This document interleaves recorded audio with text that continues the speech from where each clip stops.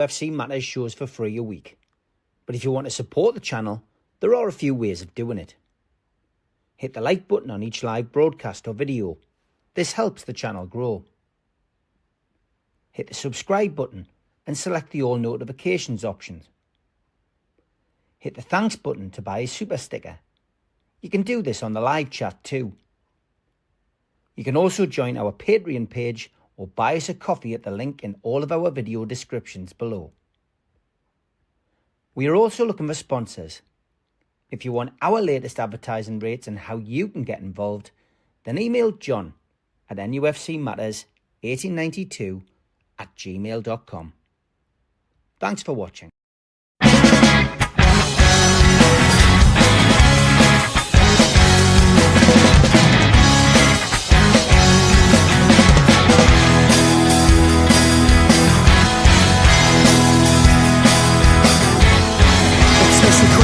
Taste with you well, you've gone sour. You want the world plus everything, but you won't work an hour. And now your questions are kept creeping, and you're going buying flowers. You throw away the dreams we had, boy. I wanna allow it. I said we're gonna fall out. Let's see you get out. I think we're gonna fall out. Just shut your mouth. Good evening, welcome along to NUFC Matters. It is the professionals on a Tuesday night. We didn't do one on Sunday. I was coming back from my holidays, and it is welcome to Mitch and Stu. How are you, lads?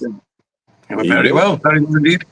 Good to see you guys. And we'll start with a little bit of housework, Stu. You had a little bit of to and fro with some Liverpool fans, didn't you? On social media. It's always nice to be able to use the platform to be able to just explain exactly what that was all about. Because some people, it's a bit like when there's an argument and somebody walks in halfway through. They don't always get the right end of the story or the right scenario about what people are actually arguing about. So maybe you would like to take the floor and just explain what that was all about, mate. Well, it can only be an argument if two people are engaged in an argument, can't it? So if I go back to the original, one of the viewers from the show, Mr. Alan McKenzie, he put a tweet out, obviously regarding the Isak thing, and it highlighted how Liverpool did something similar, shall we say, with nefarious actions for Van Dijk with Southampton. And Southampton reported them, Liverpool withdrew the offer, apologised, etc., etc. And that's what the tweet was about. So I retweeted it and I put a comment on. For me, it highlighted how if you speak to Liverpool fans, it is never their fault, and they always claim they're victimised and everything else. So I put a quote underneath, always the victims and never their fault.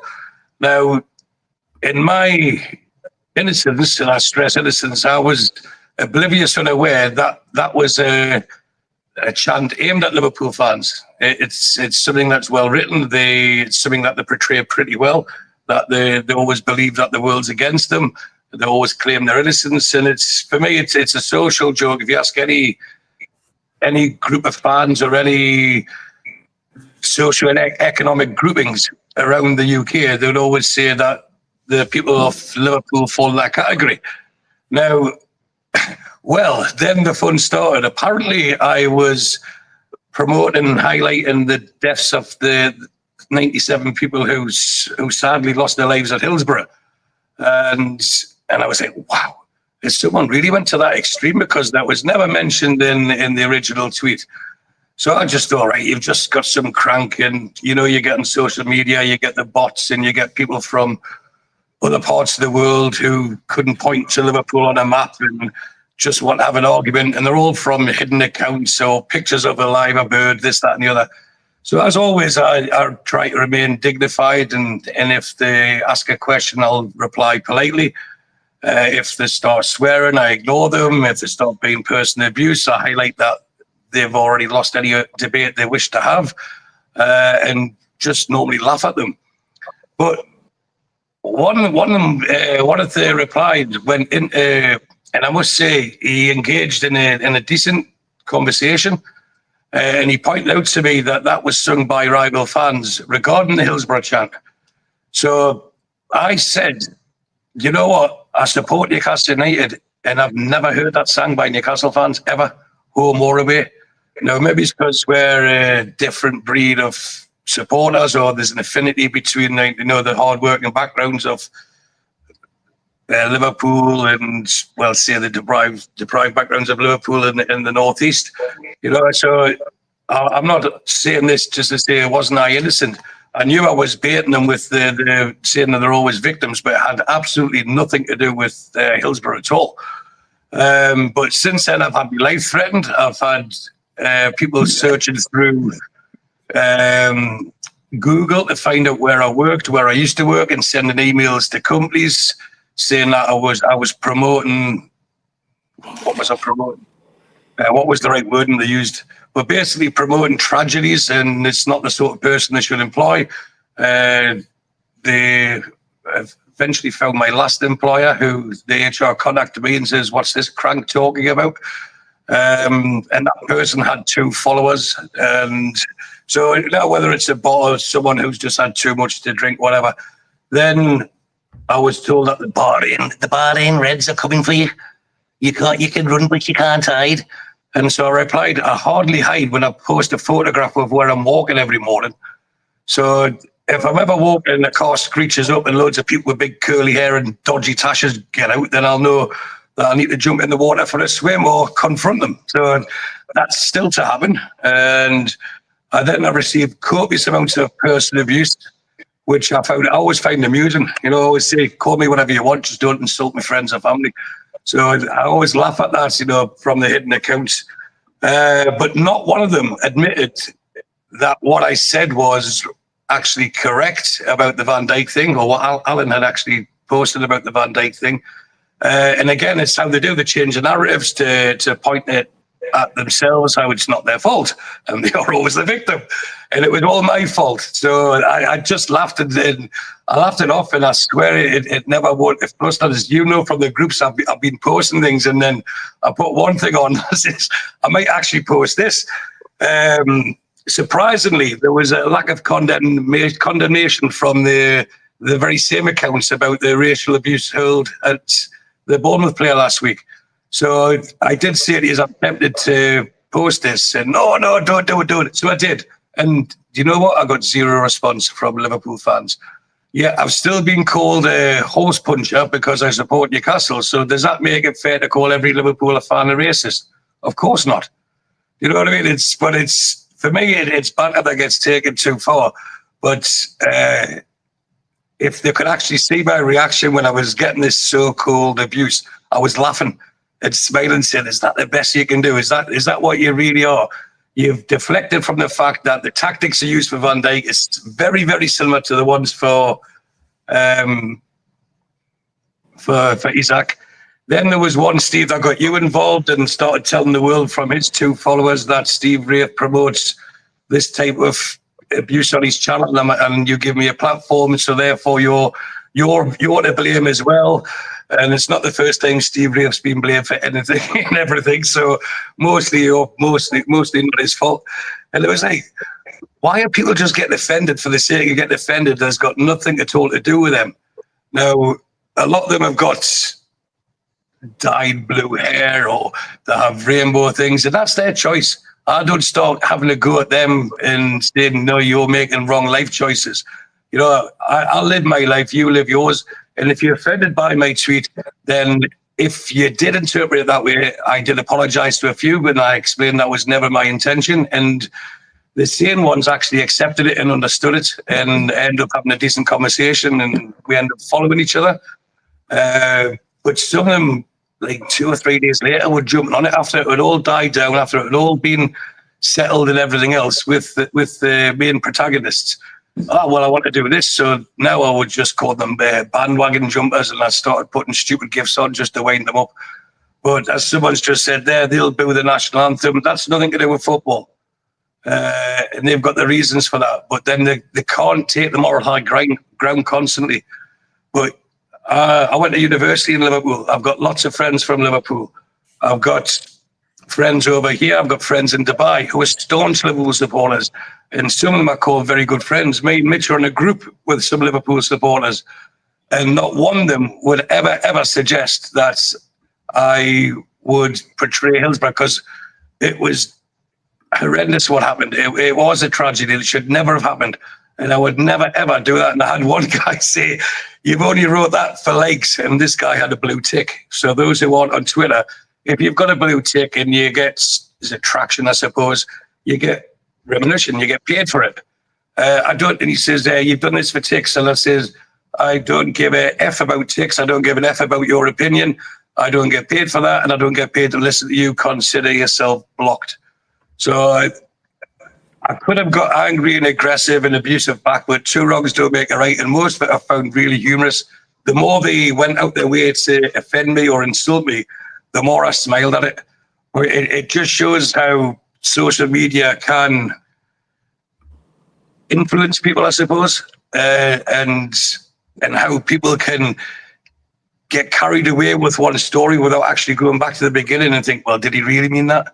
And if I read through his replies, he's clearly stated he hasn't meant that, and he clearly stated the reasons why he hasn't meant that, and he clearly stated that wasn't his intention.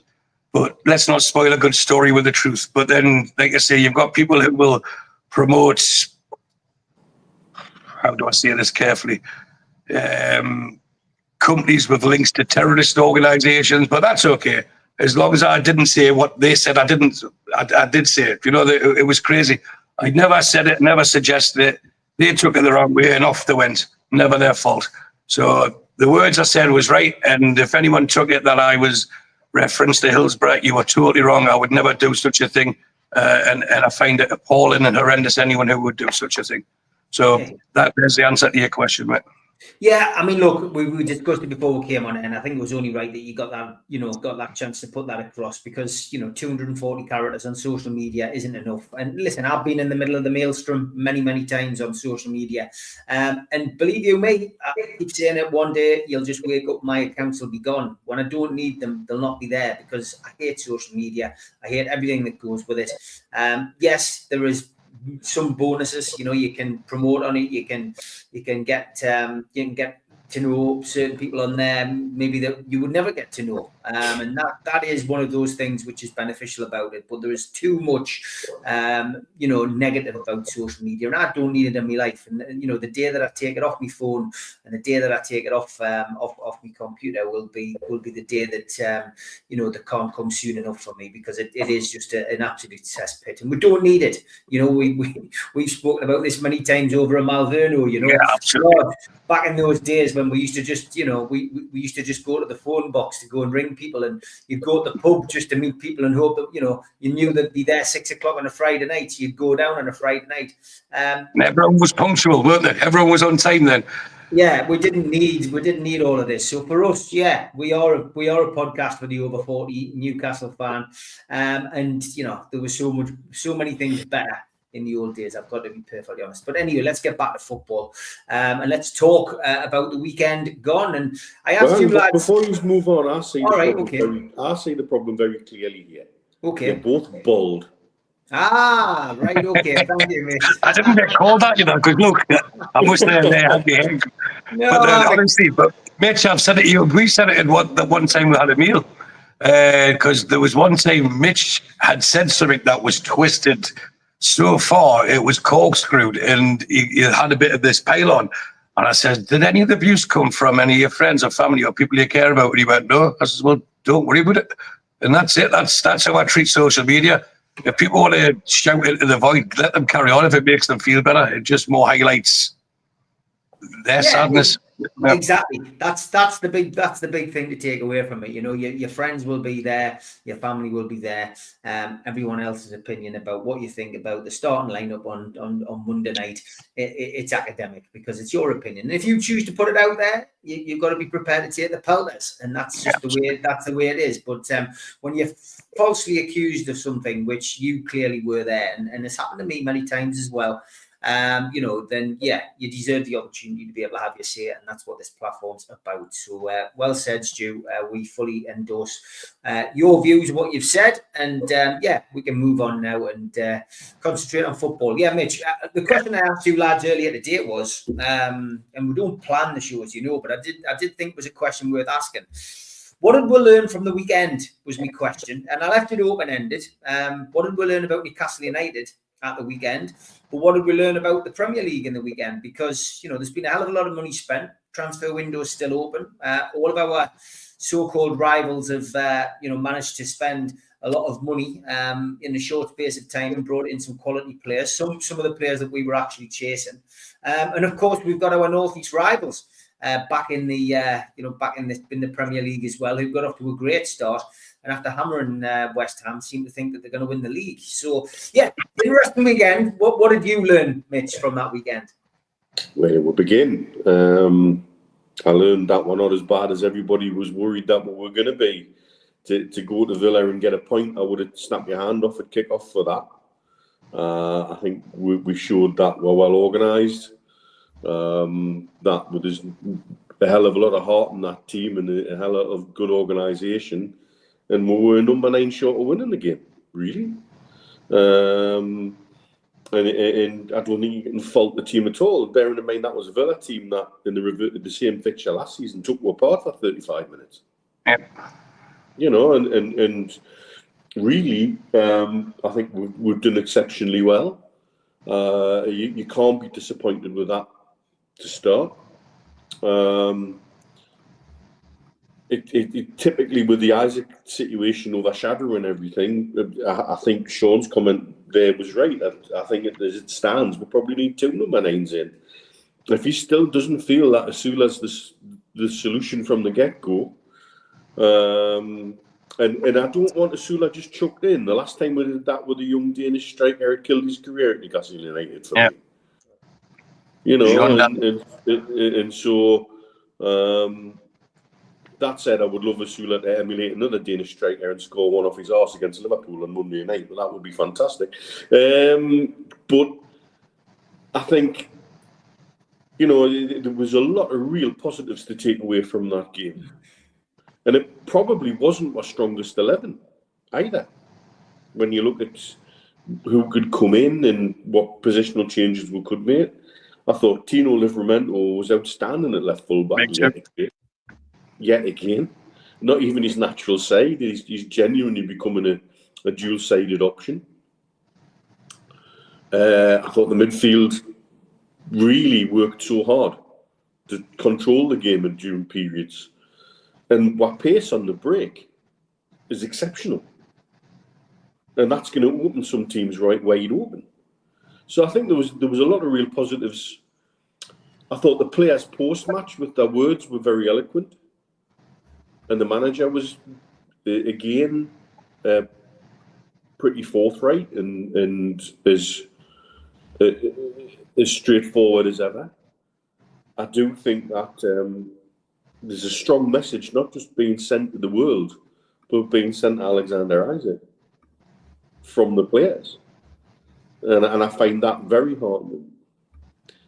Because for all that could be taken as a negative, or the players are turning against him, it could also be taken as a positive that if there is a way back, the players group, the playing group will be part of that way back for Alexander Isak.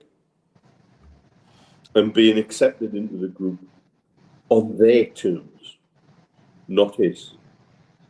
And I think that's really very significant. And I think as fans, we have to follow that lead if that's what comes to it. It mightn't be what we want, but it might be something we've got to appreciate. That this is the direction that the manager and the squad want to go in. I think the longer it goes on without movement, I'm pleased to see the club digging in. That for me, really very happy about that. What else have we learned? I think the chanting of the 2 sets of fans together was a wonderful little bit of entente between 2 sets of fans that haven't always got on very well. I still remember the relegation there and being on the minibus coming out and that, That was, I still think, deliberately made longer by West Midlands Police. Thank you very much for making my misery even worse. And all of that, you know, still sticks in my craw, but that was a wonderful moment, because you have to recognise the nonsense of everything now. They've had over 250 million worth of sales, and yet somehow still can't satisfy various versions of sustainability laws, yet clubs with £1 million worth of debt can still buy players left, right and centre. It doesn't Hope you're make not going to blame anyone, Mitch. Hope you're not going to blame anyone. Well, you know, it just doesn't make sense, though. In this season, we've benefited from it. If you look at their reaction to selling the young lad to us, Ramsey, you know, they seem gutted to see him go. They seem happy with the price, which tells me I think we got it right about where we've pitched it and where we're getting them at. And we certainly seem to be getting talent that Villa rate highly. But like us having to lose Anderson last year, it's a sour taste for the club letting them go. This year it's us benefiting. Next year it might be somebody else. That's surely not what these rules and laws were supposed to be about. We'll see further examples over the weekend of how client media works. American television have an Ornstein on the pitch at Anfield talking openly about when Isak comes. And done so, you know, in a very disrespectful manner. You have the way Sky have edited the "one greedy bastard" chant from the weekend, as if the fans were singing it at the team at the end of the game, when we know fine well everybody who was there absolutely refutes and denies the timing of that, and therefore it's being manipulated. And why would that be manipulated? And why who's driving that agenda? And what's and again, as we've called it, I hate sitting going, I told you so, but all of the little games at play, we've called this out for ages. And all we're saying is a rehash of everything that we learned. But now, the bad actors, the bad faith actors, and the paid actors are no longer hiding. They're hiding in plain sight. They've got the bravado to actually come out and just say it publicly and not care. And I think that's the dissolution of football journalism now, down to a YouTube type level, really. He says, talking on a YouTube show.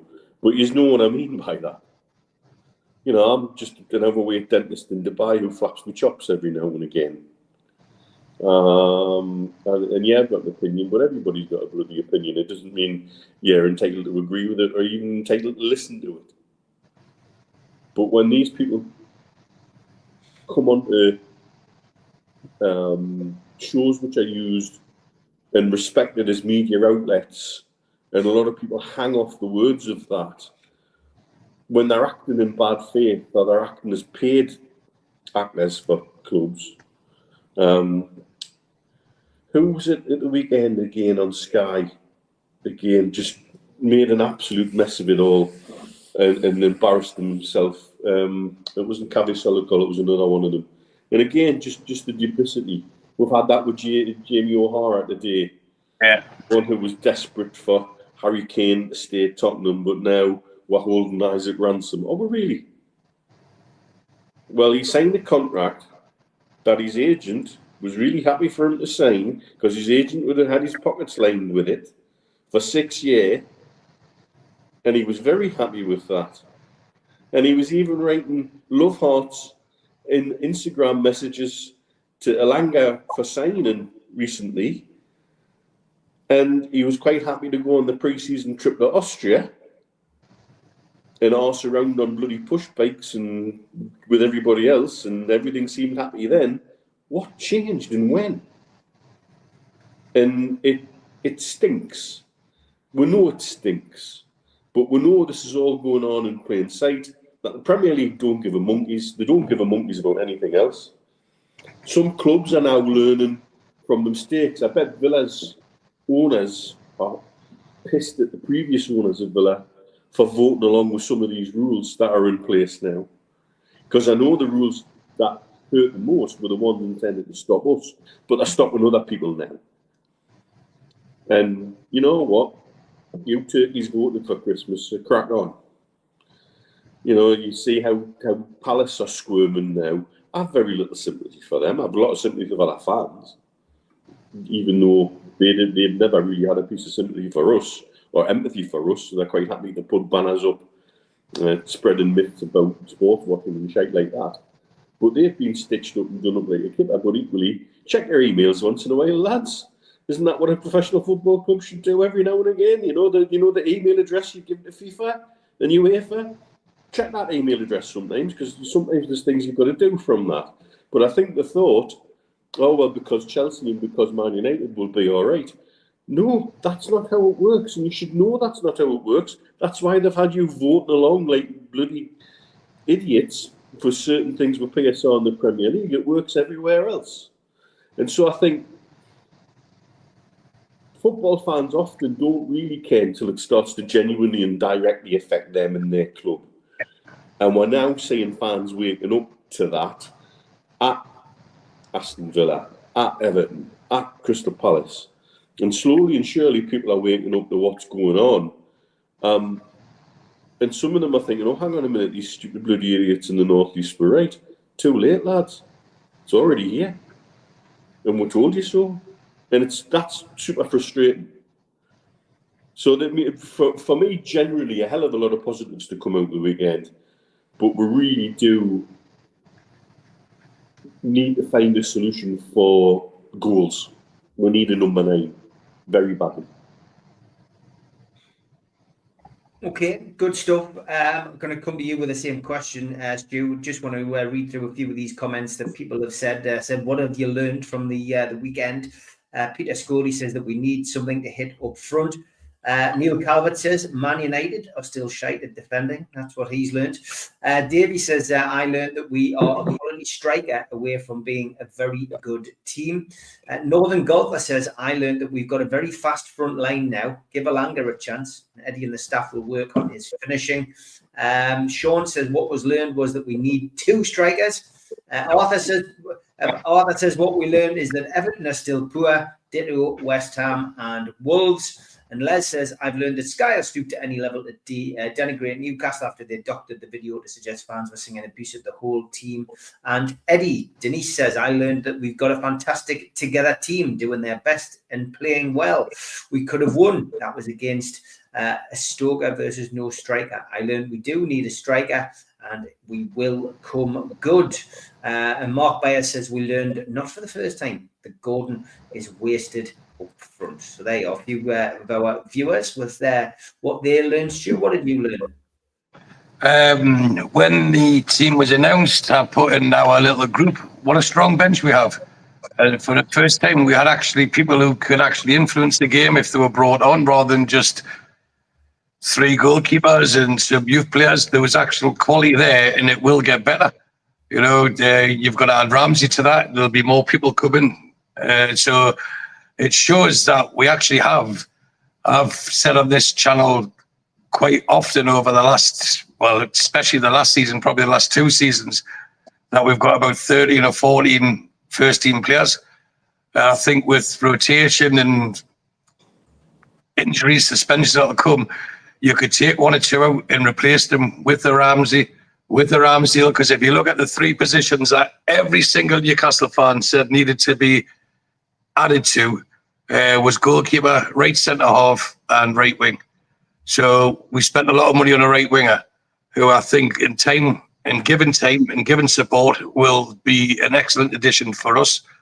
The right centre-half, I still think we should have went for Gay, and I know you've got all this 1 year left on his contract. He's not worth it. We bid 55 million last summer for him, irrespective of what the press want to tell you. It was 60, 70. No, that's what they were asking. Our last and final bid was 55 million.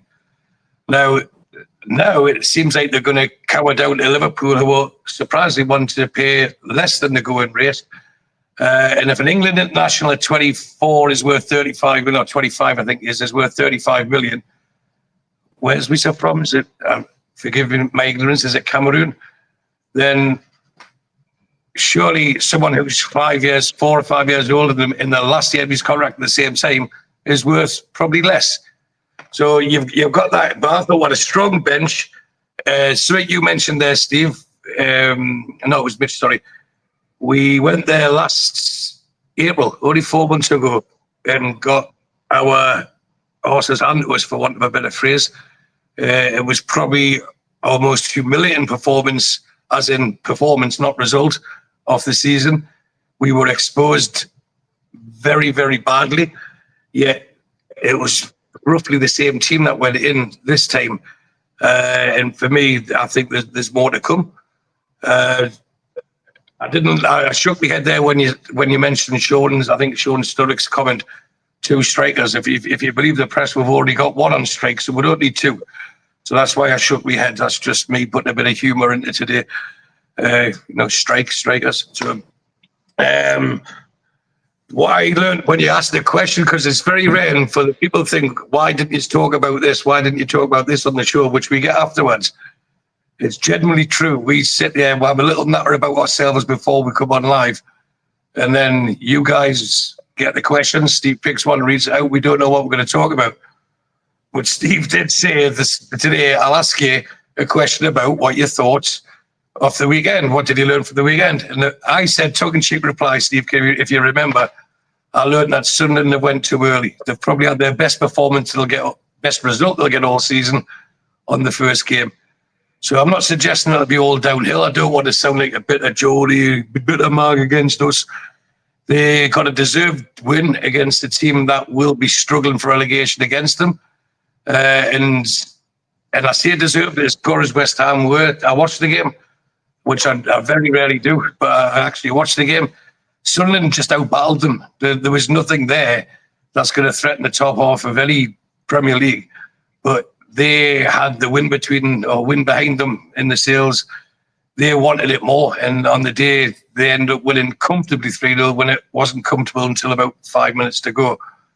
But I'll be surprised if they get another 3-0 win this season. I may be wrong, but I don't want to sound too bitter. I still think they'll be in a relegation battle, but fair play to them for what they've done. And I think I've used enough of my oxygen talking about them and Liverpool supporters today. So I'll go back to Newcastle, which is what we're on here for. Do you know what I know Mitch mentioned Isak, and I'm sure we'll talk about that later on, so I don't want to go on about that too much. But for me, did we miss a striker? Because I've seen Shearer one-on-ones miss. I've seen Les Ferdinand, he was famous for it. One-on-ones would miss. Elanga, he got himself in that position, and eventually you get better. So with the point I was making initially, Steve, is we've improved the 3 positions, which is the goalkeeper, the centre-half, and the right forward place. That means we've got more squad depth. That means we're not relying on someone from the academy to try and make a difference. So the squad is panned out for the better. What we didn't anticipate going into this season was the one player that we all said was or should be untouchable. Then, and I don't want to then come across like I'm an Isak apologist, because that's how it's appeared in the last few shows. But since we did our last show, for me, it's become clear if what's now been said has been said, and if he disagrees with it, he's had every opportunity to say I disagree with it. But given another slant of it, because even Simon Jordan today, I was listening on the way home, he says, well, we've never heard from him. You know, it's all coming from the agent. It's been pointing out the agent's looking for a retirement pot, and we've already mentioned he's the highest paid player or the most sellable asset on his books. But for me, I just think he was, if I put together everything logically that I have been informed, you have been informed, Steve Hasey's been informed, there was a discussion that he would get new contracts. Then we had to sell Anderson, we had to sell Minty.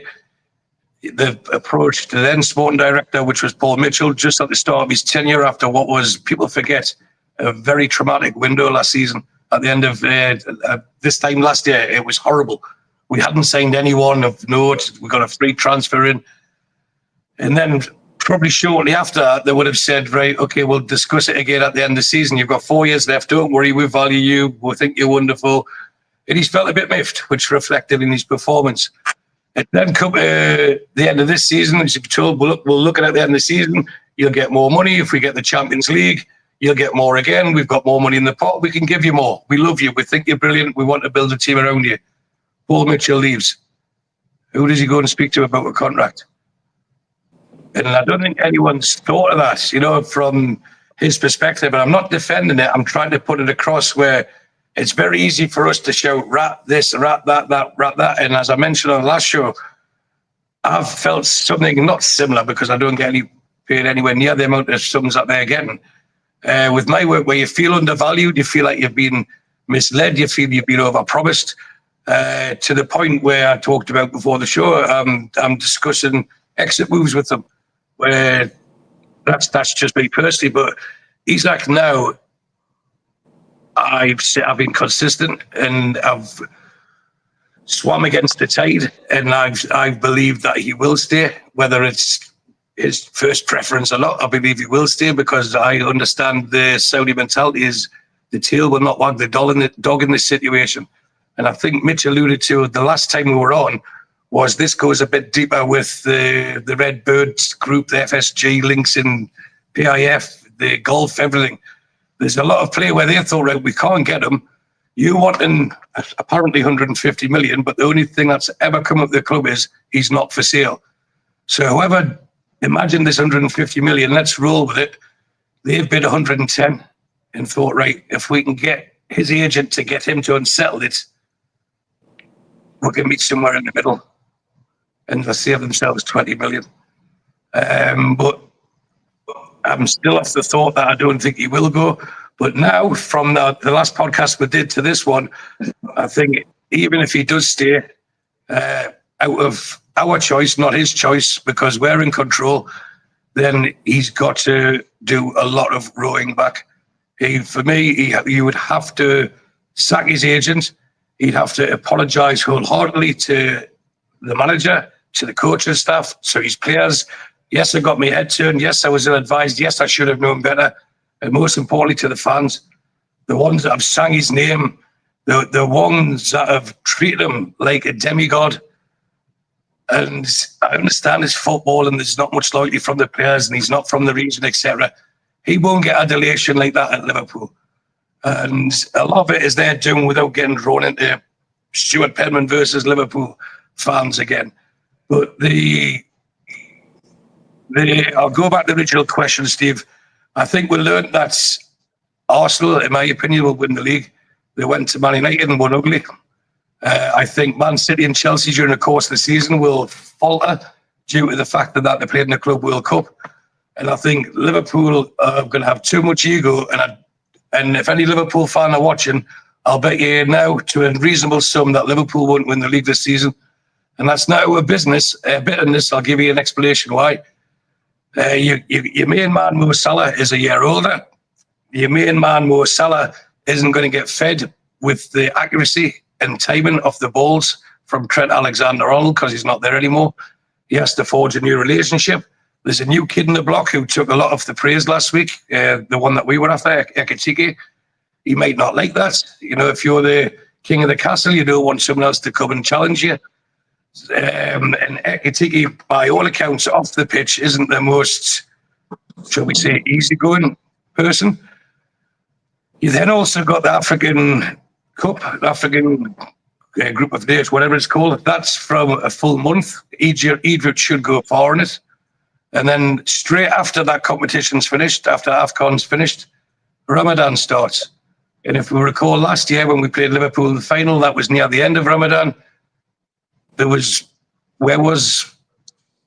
Mr. Salah there? Where was he in the games before? He tails off naturally. It's the physical demands will make sure he tails off.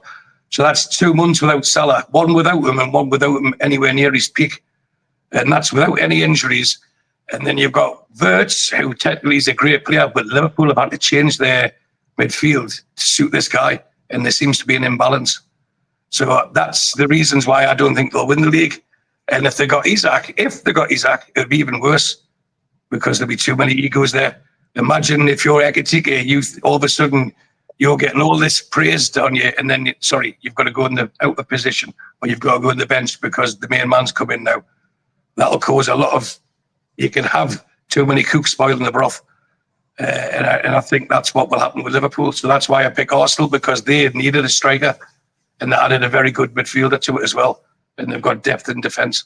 So that's why I think Arsenal win the league. That's what I learned this weekend, and I still think we'll finish fifth, as my thing says, because the money that's been spent so far, 5 teams, the top 4 plus Man United, have probably spent 3/4 of it.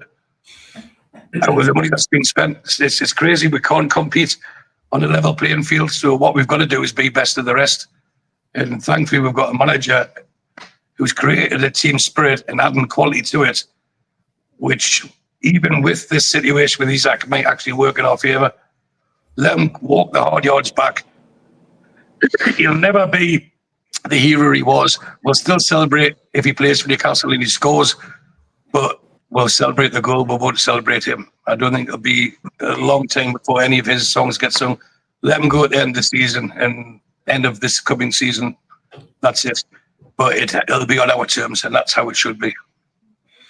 Yeah, just before we go to the ads, I'll give you what I learned. I learned that Man United are still stinking, and I made sure Mary Barnes. I made sure Mary Barnes knew all about it. With my Mind the Gap, which me and him tend to send each other throughout the season. Although it got a bit boring last season because we were so far ahead of them. But his response, and I did mention this last night on the fans forum, was to screenshot the league and point out that Sunderland were above us. It says it all when you've got to use Sunderland to defend your own team when you're Manchester United. I hope you tell them that Carlisle United were once top of the league at Christmas and ended up bloody 2 divisions down about 3 seasons later.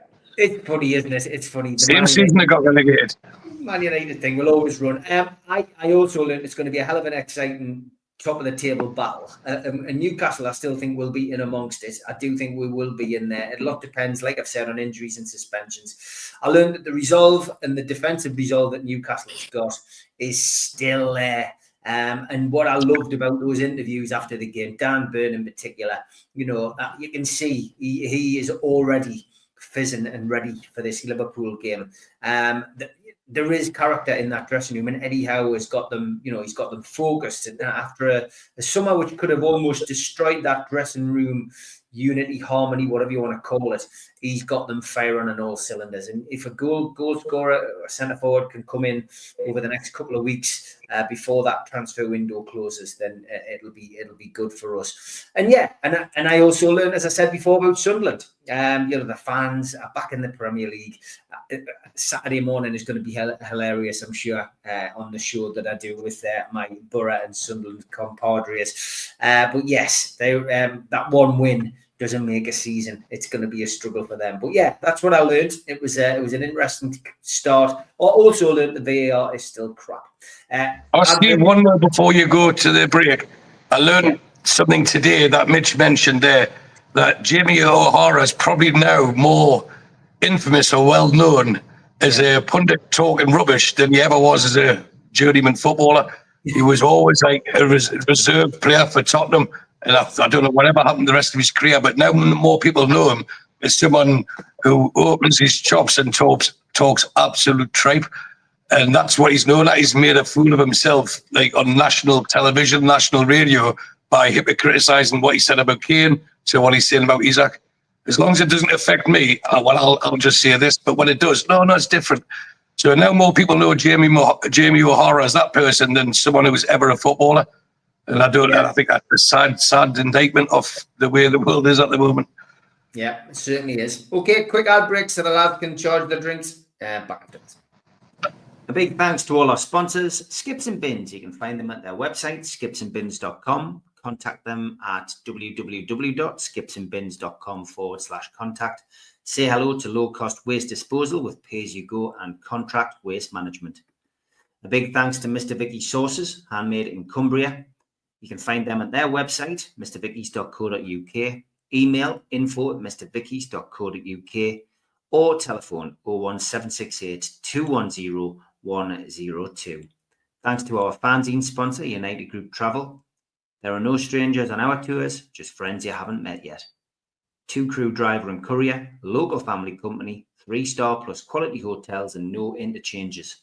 Hot and cold snacks and drinks available on the coach, all excursions included. Their website, unitedgrouptravel.com, email beverly.ugtl@gmail.com, telephone 01670 632 460 or 0791 666 4174. Just £30 per person deposit. Thanks to Media Arts for all the help with the technical side of things. And if you like listening to us as a podcast, you can go to Sports Social Podcast Network or to iTunes, Spotify, or other podcast providers. If you want to support the show, then hit the subscribe button. It's free. We do 7 shows a week. Hit the little thumb up under the video, which is the like button, or click share to share to your social media. You can also join the channel on YouTube by hitting the join button for as little as $1.99 a month. If you want to become an NUFC Matters member, you can go to nufcmatterspodcast.co.uk. It's a £25 one-off fee. You get your pen, you get your badge, a key ring, you get your beer mat and your fridge magnet and your membership card, nufcmatterspodcast.co.uk for that. And we have an event early next year, 13th of February 2026, an evening with Beardsley, Waddle and Gascoigne takes place at the Tyne Theatre and Opera House. To buy your tickets for that event, go to the box office 0191 243 1171 or Tyne Theatre and Opera House.uk. And don't forget, the fanzine must be paid for by the end of this month. That is the 31st of August. You just need to go to the link, which I have pinned at the top of the chat on YouTube. 4 fanzines for £25 includes postage, with all proceeds going to Age UK North Tyneside Dementia. So get yourself onto the website today to order yours. Don't miss out. We'd like to get to 100 copies if possible.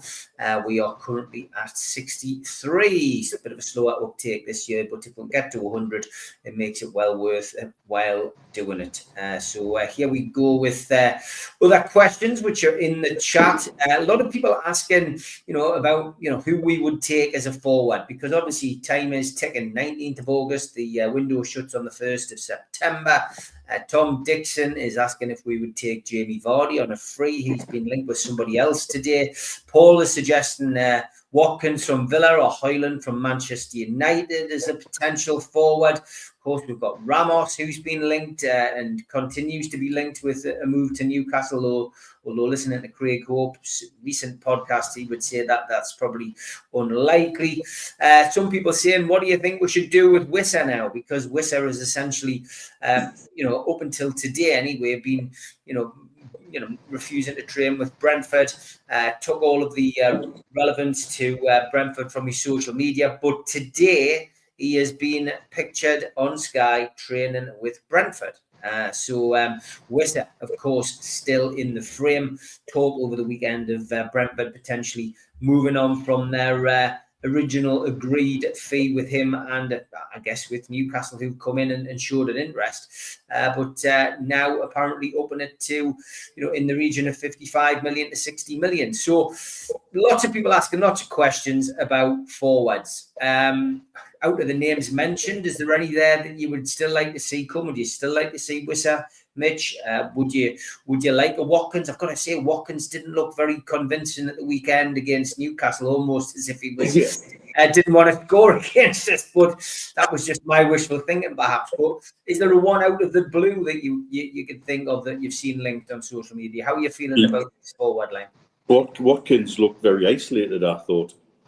And I think our back four played him very well. I think we worked out what his movements were, and I thought Byrne in particular pretty much shut him down. And so I think that's credit to us more than taking something away from him. The beauty of Watkins is you know what you're getting. It's Premiership proven. He ticks a lot of the boxes for what Eddie likes to bring in. I think he has that ability to play the high press up front. He certainly knows where the back of the net is. You know what? I would chuck a cheeky bid into Bayern Munich for Harry Kane. I saw somebody saying I wouldn't want him breaking Shearer's record in a black and white shirt. That's exactly how I would want him breaking Shearer's record. Records are there to be broken, and I'll tell you right now, if he broke the Premiership's all-time scoring record in a black and white shirt, the first person jumping up and down in the stands would be Alan Bloody Shearer. That's football. Records are there to be broken. Players come, players go. Nothing is bigger than the club. Shearer's legacy will never be tainted by somebody taking that all-time Premiership goal-scoring record off him, particularly not if it's another Englishman, and particularly if it was an Englishman doing it in a black and white shirt, albeit at the twilight of his career. I just wonder if he would fancy another run at Premier League football, and what kind of money would tempt Munich to sell him. And I don't think it will be hard for him to integrate into our squad. And I think we're at the point now where I think we'll have to think outside the box, because there isn't many obvious answers. Højlund I wouldn't be averse to, because how many times have you seen strikers misfire at Newcastle United and then go on and have a good career somewhere else? You know, Man United's become a little bit of a graveyard for certain players of late. And if we can pick up somebody who was genuinely pulling up trees in Serie A before he went to Man United, you don't become a bad player overnight. You just don't fit somewhere. Sometimes don't fit with the coach's style. Sometimes you just don't click when you go to a new club. And so a fresh start for him might wake him up. For me, though, that's too many ifs and buts and maybes. And I think I'd like something with a bit more certainty, and that's why I tend to lean towards Watkins or somebody like a Kane that really could integrate very easily into our squad. Okay, I mean, Nicholas Jackson's another one, Stu, who's been mentioned. Harry Kane's getting a good mention in the chat. I mentioned Kane a while ago. Jeff Carter suggested Mark Viduka. He's only 49. Welcome, Jeff, in the chat. If I can get your question, I will, Jeff, but I've got a load ahead of you, I'm afraid. What's your feelings on the forward line and those linked? Well, I'll cover two questions in one story there. We're talking about how we played against Aston Villa in April and how we played against them at the weekend. And Watkins ran us ragged. They blew us off the pitch. And for me, it shows that Eddie Howe is human. He makes mistakes, but he learns from them. And he nullified their threat. You could say certain players for us didn't play that well, but as a team, I think to the letter carried out what was exposed, what was set out to them. I mentioned Højlund, if you remember, at the start of the transfer window at the end of last season. And I think that's someone that if we'd got in early enough and had a pre-season with him, I think he could have been a player. But again, that would have been a replacement for Wilson rather than for Isak. But would we do business with Man United? Would they just come in with a stupid bid? I also heard today that Watkins is something that is being talked about behind the scenes. The thing that not puts me off, the thing that I think may stop it going ahead would be we've been rebuked too many times going for top players, and the fact that we've just got Ramsey. But also, to counteract that, if you remember Eddie Howe's press conference at the end of the season was, yes, he wanted people in early, and that's what everyone's picked up on. But he said he wanted to target those who need to sell. And Aston Villa clearly do need to sell.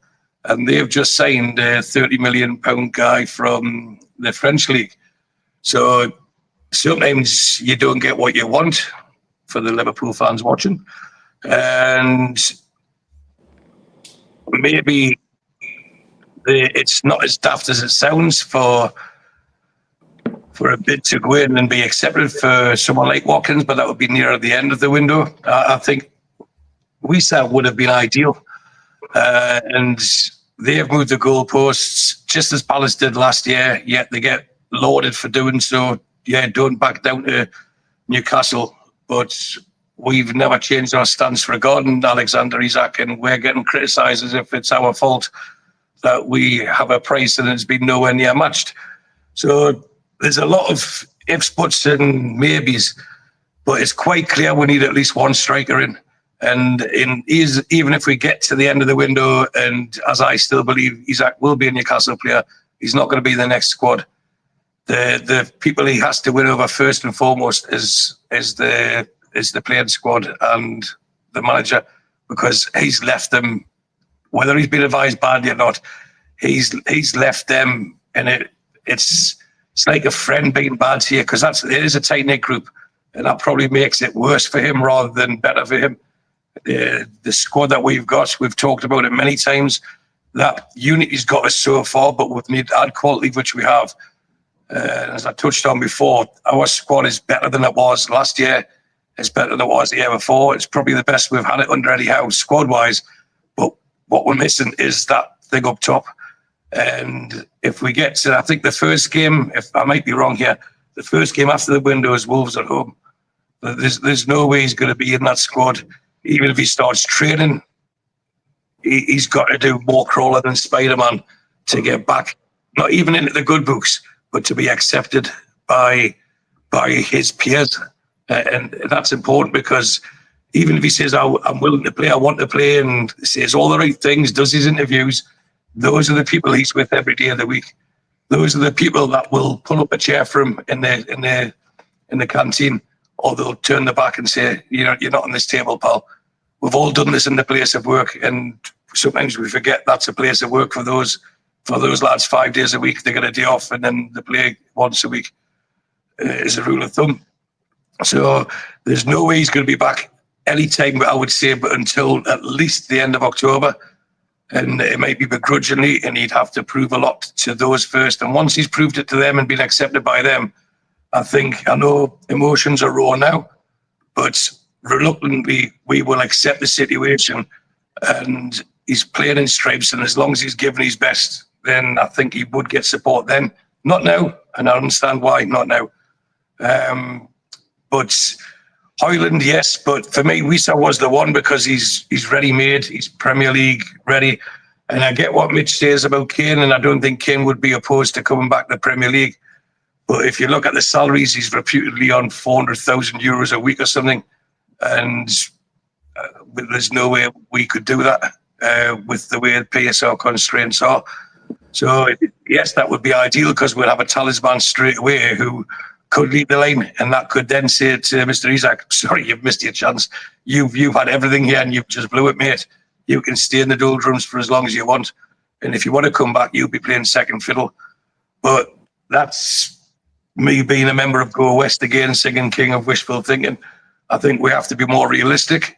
And it's not as if we haven't tried. I think for all the players that we've been linked with, I thought Tesco was the one that would have made a difference for us, that could have come in and been that number 9. I also believe that, I mentioned Ekitiki, I wasn't too bothered about the two that went to Chelsea. The young lad, Delap, he's probably kicking himself now, because he's not going to be a regular starter there, when he may have been suggested that would be a position. But then they went and signed the other fella, who seems to be now the starting number 9 for them. So if, hindsight's a wonderful thing and stuff like that, but Delap could have been starting for us on Saturday, and would he have made a difference? I don't know. Has he got the pace to keep with the Langer and Gordon? Clearly not. But I think he might have put one goal away. So a long way of answering your question is, I still don't think Wiesler's finished. And I think if we are to retain Isak, because we're not going to, I don't think that we will succumb to external pressure. I don't think we've got an ownership that will succumb to external pressure and lose face by dropping money. Not that the money's that relevant to them, but by dropping the money and saying, okay, you've played the game more than us. as we touched on before, I think it goes a bit deeper than that. And until Liverpool make an offer that we would even considering, then he stays a Newcastle player. And the longer they go on without making that offer for us to consider, the longer or the less need there is for us to get two strikers, just one.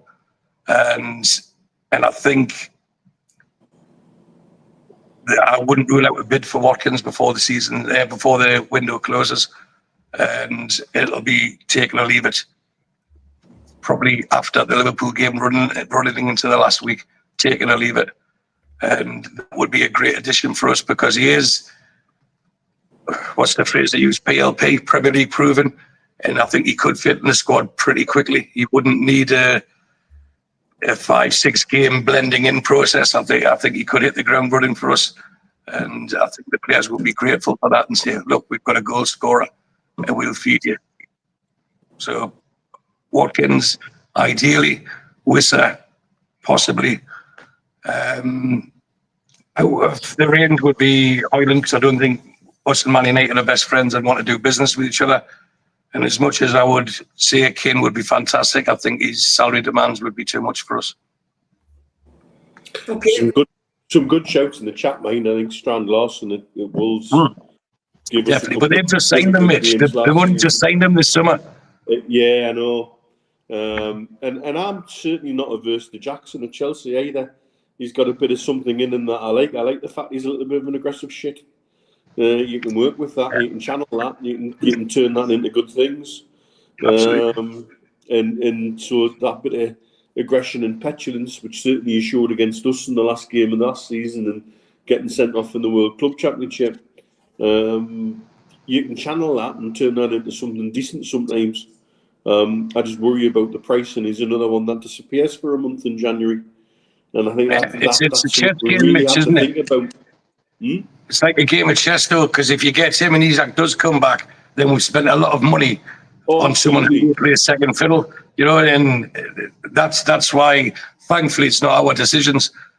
There's so much to go. Like Jackson, for me, and I stress for me for Jackson, I don't think he'd suit us initially, but then what I would love to have is a right off the field transfer, someone that come in that we didn't expect. Remember, we got Demba Ba on a free transfer, and he was meant to be not good enough for us. Then we got Cisse from Germany for about 10 million. Look what he did. That's the sort of transfer I'd love to get. Isak came out the blue, Yeah, a transfer like that, bang, there you go. Because I'm sure they've scouted many. And not just in the Premier League, Europe-wide, worldwide. Let's change tacks just slightly. It's still on the same subject as strikers, but footballers going on strike isn't something new. Although reading and listening to the media over the summer, you'd think it was. But you can pick names out of the air. Tevez, for example, went on strike. Clint Dempsey went on strike. Pierre Van Hooijdonk went on strike. Riyad Mahrez went on strike. Matheus Nunes went on strike. Even Paul Scholes went on strike at Manchester United. So it's not the first time that a player has refused to play, train, or whatever. We don't know what the situation is with Newcastle. It's a complete lockdown, as always, from a media perspective. Where they're left literally speculating what is going on with him. But Blue Rhythm Boy asks a question: has Wissa's attitude disappointed the lads? I mean, is this something we're going to see more of, Mitch? Players going on strike, and I guess where Blue Rhythm Boy's coming from is, we aren't very happy about the situation that's developed with Alexander Isak, who, it appears that he is, refusing to train, refusing to play because he wants to move. Now, Wissa's doing the same. Really. And we absolutely, therefore, cannot condone that from Wissa. No. And cannot be seen to be party to that either. The biggest difference here is that there's no allegation, supposition, or even the slightest hint of things happening outside of Brentford's knowledge or tapping up of any description, which is totally the opposite when it comes to Isak. There are still too many curious blanks in the story that we probably will never know. But certainly there's strange things happening in that timeline about what suddenly changed his attitude. Whereas with Wissa, it's always been up front. We've been in discussions with Brentford. We've talked with Brentford about transfer fees, and it's then up to them. Equally, though, the press cannot sit and do what they're doing by saying, well, Brentford have got to hold on for the best price possible, and then criticise us for doing the same with Isak. These things... It's their right. It's their right. One way or the other. You cannot have it both ways. We certainly can't condone that. I hope it doesn't become a trend. It's not something I would want to see creep into the game. And who knows, Newcastle United could be part of making sure that that doesn't creep into the game by digging their heels in over Isak and saying, right, go on strike and piss off for a year. See how you feel. I think the game has changed in terms of the numbers on the contracts, and that's one of the biggest problems, that the players feel empowered by the amounts that they earn, that they can take on challenges that players couldn't because the clubs held all the cards in the past. And Bosman was one breakthrough which changed a lot of that. But at the same time, contracts are there for a reason, and they protect both parties. That's what an employment contract's about. Or it's what it should be about. I mean, I know different things happen certainly here in the middle of the East, but that's another matter. But it's not a trend I want to see sneaking into the game at all. And you have to wonder, those who are prepared to push it, what's the driver? What's Isak's driver? Is it Isak? Is it the people around him? Is it his agent? We've heard nothing concrete, solid or clear from Alexander Isak himself throughout all of this. So a lot of the stuff that is being reported has got to be coming from somewhere, and who's it coming from and what's going on. Sean's absolutely right. If there's an exit fee to a Champions League club, which the club are now saying that they're not going to play ball on that agreement, but again, that's between Wissa and the club. We can't be party to that. We all we've done is put a bid in and done it properly through official channels. And I don't hear Brentford speaking about that either, which I think that's important, because I'm damn sure if there was any suggestion that Newcastle United had stepped out of line, I'm sure as shit any Premier League club would love to jump up and down and go and say the naughty Saudi people are at it again. So I think we've done everything by the book and by above board, and everything like that's on Wissa. The next question then is, okay, what's his character? And is that a character I want in Newcastle United? And my feeling at this moment in time is, can we move on? We need somebody in. We need somebody in without any drama. And therefore, maybe we need to rethink that one as well. It's very frustrating. And so... Yeah, there's some very deluded Liverpool fans out there. I wonder who's putting that out. Is the Poundland Dara O'Brien on his little channel spreading shite again? Is he? The stupid little Irish fucker. Dear me. What are you looking at? What are you looking at, Mitch? Scousers. Somebody commented about Scousers are saying he can buy himself out of his contract on the 22nd. Where's that coming from? Yeah, of course he has. Of course he has. Yeah, and me and Steve are doing Leo Sears impressions tomorrow. I mean, exactly. Yeah, me. But this is all being bounced around almost out of, in some cases, hope, and in many cases, arrogance. No offence to the Irish, of course, Mitch. No offence to Irish. All the Scousers in general. I know quite a lot of Scousers who don't like that little bloke either. Yeah, me too. But I mean, he exemplifies a lot of things that are bad within many fan bases at the moment. When it comes to clamping onto a rumour and spreading it and letting it go like wildfire with absolutely zero substance or fact in the way. Why let facts get in the way of something that's good to talk about? Dear God. But this is where we're at. There are things in the game now. And again, it comes back to money. It comes back to the spiral that we've seen. Steve Hasty and I have talked about this, and things we've seen in terms of club ownership from back when we were involved in setting the trust up. And the numbers we were talking about then were telephone numbers. You're now talking international telephone numbers with multiple zeros on the front of the dialing code, you know. And it's the same with sort of player contracts now and player power with the kind of money that they can earn. Some of them obviously feel that they can try and bully clubs into situations, and that's not right and not proper either.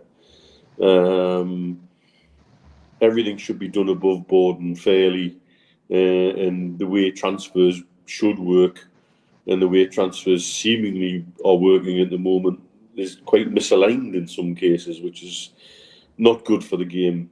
And it seems to be at the very highest levels where the big numbers are the biggest is where you get your biggest problems, hence why we're dealing with the situation that we are at the moment.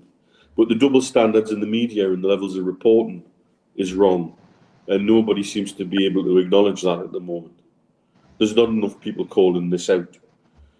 You know, how can you say that, you know, in one breath, that it's right that a club holds out for the best money they can get for a player, and then say to us, oh, but you've turned down a British record. Aye, but it's not what he's worth. And that's two different things.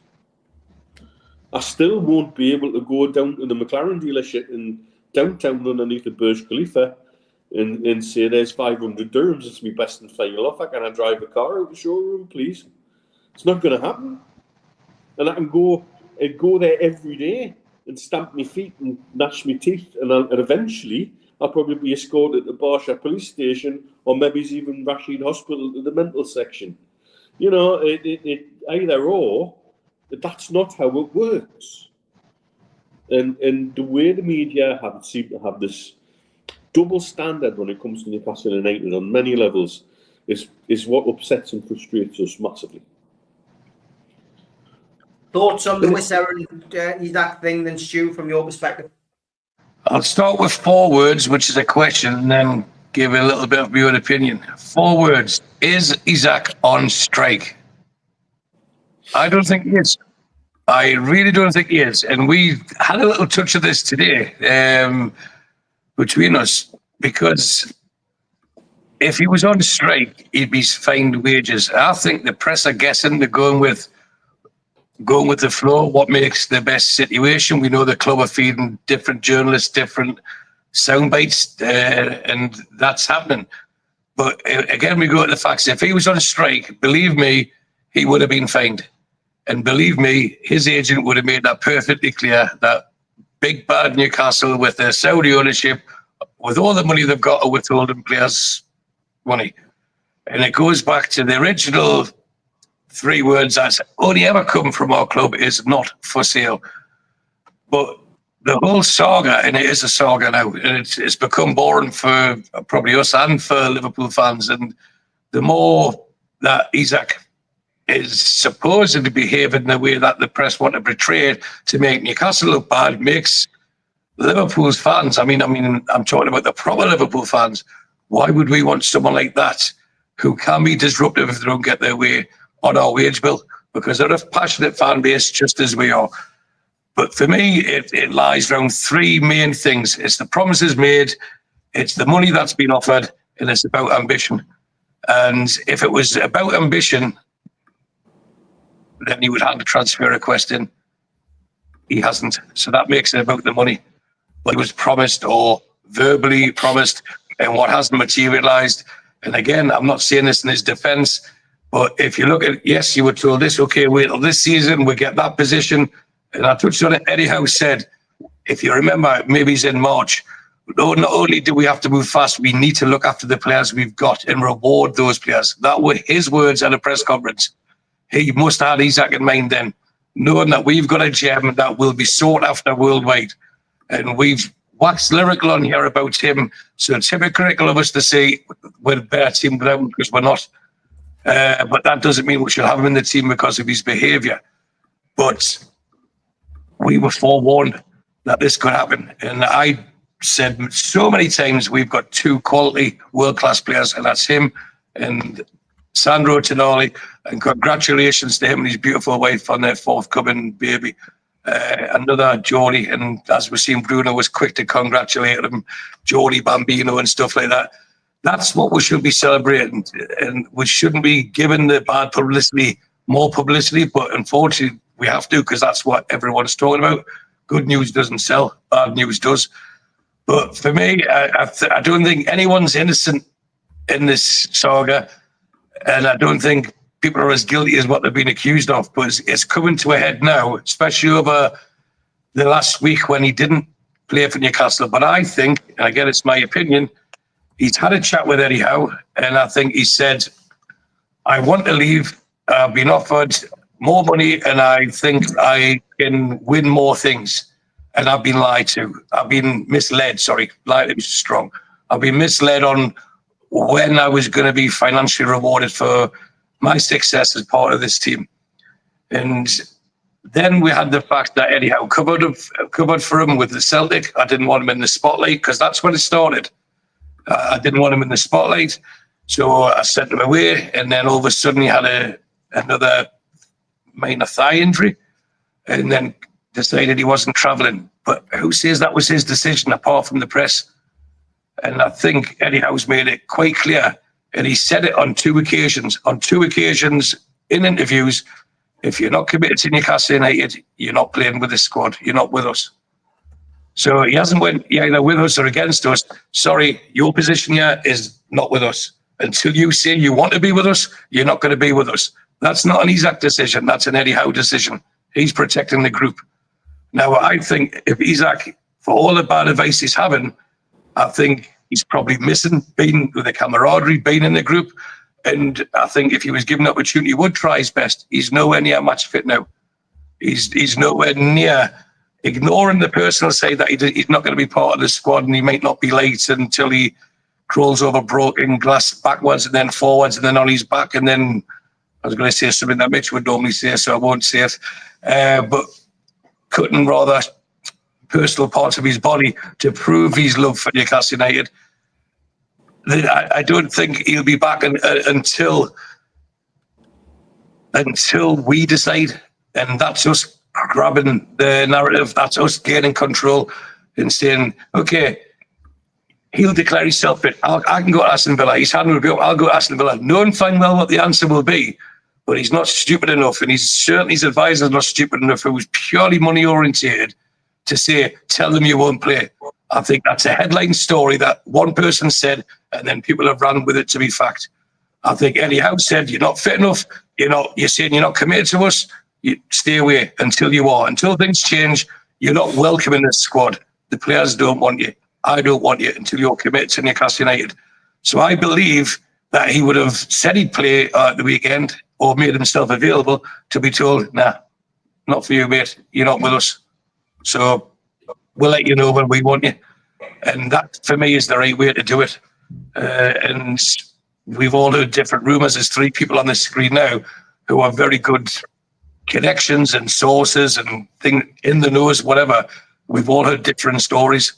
Not differing stories. And so we can't sit here and say, this is what's happening. We can only speculate. And that's what the media are doing. But because someone in the media said it, it then becomes fact, and it's not fact. My personal opinion is he hasn't made himself unavailable. He's just said he wants to leave. And until he says, I want, and this is why, if you listen to Eddie Howe's words, until he wants to commit to the squad, it's not that he's not ready for us. He's not for us. He's not available. It's not his decision. It's not Eddie Howe's decision. It's Isak's decision. If you want to be with us, you tell the world. You tell us. We'll give you a contract. We'll give you more money. He knows he deserves it. He promised him that months ago. I'll get you this contract. But then certain things happened, and I still think that Paul Mitchell leaving when he did, then Isak or his agent went to the club and says, right, this money now, this new contract, me signing on fee, the higher salary, well, there's no one in place now, and someone's kicked it down the road, and this shitstorm's come from it. And that's, again, me not being an Isak apologist. I'm just looking at the bigger picture with the emotion taken out of it. And I'm not excusing him because what he's went about it is totally the wrong way.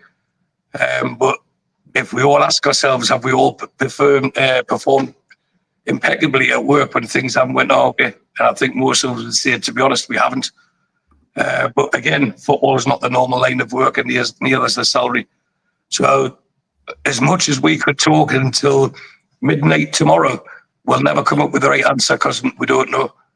And that actually, Stu, is often quite unusual for us, because between the three of us and Steve Hasty, when we get situations where we get different stories, we can usually piece it together and go, right, okay, here's what's really happening. Nothing is there. Nah, there's still so many blanks and so many things that don't make sense. Mm-hmm. And that's the bit that frustrates me. The sudden flip. Why you're happy 1 minute and suddenly you're not? Why this and why that? What's the actual story? And the club have shut it down to a large extent, which fair play to them. If that's, without, I guess, the CEO and a director of football in place, it's very difficult for the club to come out and make a statement, because who's going to make that statement? Yeah. Where's it going to come from? Who's going to offer him his contract? Yeah. You know what I mean? That was promised a year ago. There's no one to do it. So there's loads of things that the club effectively, I guess, has to just shut down. Well, if you read the Liverpool press, when I say the Liverpool press, I mean the narrative has been pushed by, let's say, their friends in the media. They went down those three different avenues I mentioned. It was the promises, it was the money, and then it was the ambition. And none of them have correlated. They've all contradicted each other. Because if he was unhappy last year, he wouldn't have done what he'd done, and he wouldn't have been in the photo shoots. He wouldn't have done it. No, it's not my obligation to be in your photo shoot. It's not my obligation to go on a stage and say, "Oh, repo kid," just something silly like that. He would have shied away from it. He knows what happened. And his face on that bus, on that tour, you could see, like all other players, wow, this is incredible. This is what football is about, and this is just the start, because they have grown together with that. They've grown to a position where, what's next? Not, we've done something, that's it, let's relax. That group will never relax. They want to keep improving. And we're at a position now where there's that many false narratives, I don't want to say lies, getting posted about, and unfortunately people believe them. And then it becomes, when you get people like O'Hara, sell them and get three £40 million players. Well, three £40 million players might want 80 grand a week. So there's 240. We haven't even offered Isak 240. And three £40 million players aren't going to be as good as Isak.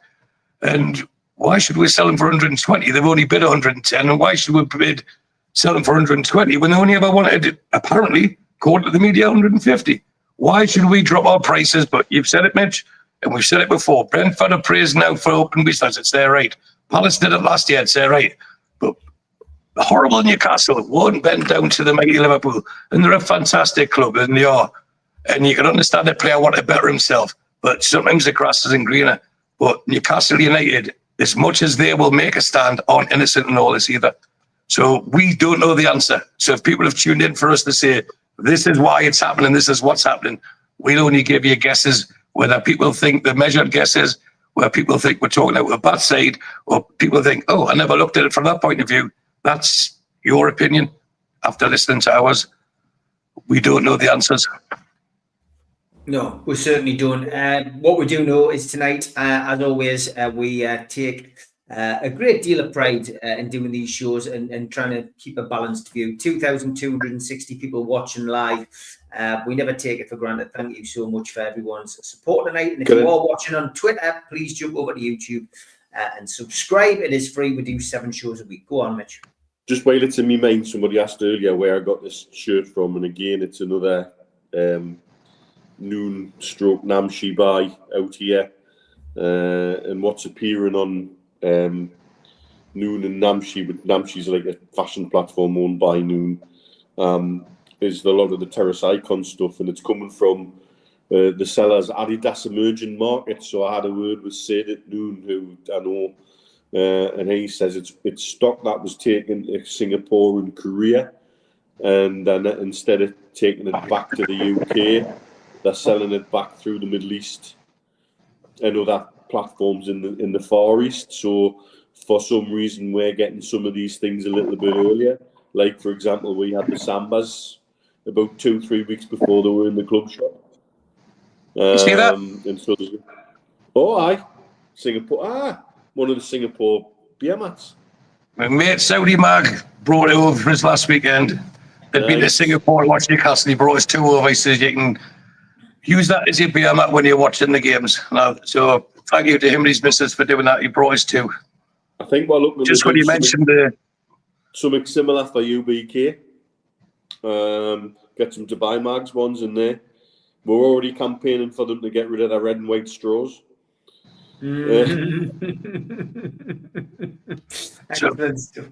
Absolutely. Well, the good thing is, Steve, we've had the starters of Aston Villa, so we'll have the main course next Monday, but we'll talk about that on Sunday, I'm sure. Yes, you're going to get a double helping of the professionals this week. We will be back on Sunday at 5 o'clock to chat about the Liverpool game ahead. Just trying to get through a couple of the other comments here just before. Yeah, Adrian, I did like this. He says, tell the Sunderland fans one swallow doesn't make a summer, but it might make a nice change from a seagull. Honestly, I've had 3 of them send me the league table so predictably so far this week. And I've just give them the thumbs up. Let you enjoy yourselves, lads and lasses. It's what football's about, man, isn't it? It's about that. Let them have the day. Adrian, if you're up and about on Saturday morning, post that again, please, on Saturday morning when we do the show with the Mackham and the Borough fan, because it's always good. It's always good crack. And Gary says the live shows were badly missed last week. Great to have them back. Yeah, Gary, sorry, mate. I do have to have a holiday every now and then, mate, and a bit of time off. And we are. I mean, me and Stu are having a little big crack in between the adverts there about potentially doing something in October. So, and maybe doing a live professionals. So yeah, we might do. If there's a demand, and doing it, just doing a get together, maybe at the Irish Centre for Age UK, which would be great. The dementia side of things, and that just gives us an opportunity just to put this up. Let me find it first. So I think I made the announcement last night that we'd raised a certain amount for dementia. Well, I was wrong. We've actually raised a little bit more because we've managed to save a little bit of money. So that's what we raised for the Age UK North Tyneside dementia with the Blake 7 convention, which people are going, Blake 7 convention? What the hell are you doing that for? Well, that's the reason we did it. We managed to raise £2,711. Brilliant. For Age UK North Tyneside. Thank you to everybody who came. Jeff popped in to say hello, but Barry Hogan bought a ticket to come along. It wasn't really a thing for you guys, I know, out there, but those of you who came along and supported it, fantastic. And that was off the back of 115 tickets. I do want to highlight Michael Murray, who put a big chunk of that in himself. Michael is a well-known Newcastle fan, often been at a lot of the fans things that we've done, but he bid on one of the auction prizes. And out of that money that we raised, Michael bid £1,000 in the auction for a meeting with Jan Chappell and Sally Navette, which I believe they're going to take quite a special event later in the year. So thank you to Michael Murray, who's a big Newcastle fan, good friend of ours, who basically paid £1,000 for someone in the auction. So yeah, great stuff. Great to be able to do it. And back tomorrow night for not just Gibbo tomorrow night, but we will be reuniting Super Mac and Gibbo on the screen. Malcolm McDonald's finally back on the show after a bout of ill health and a bit of pain with his back, but he will be back 6 o'clock tomorrow night. Look forward to seeing you all then. But Mitch, Stu, and everybody watching, thanks. Take care. See you tomorrow. Cheers everyone. Have a good day.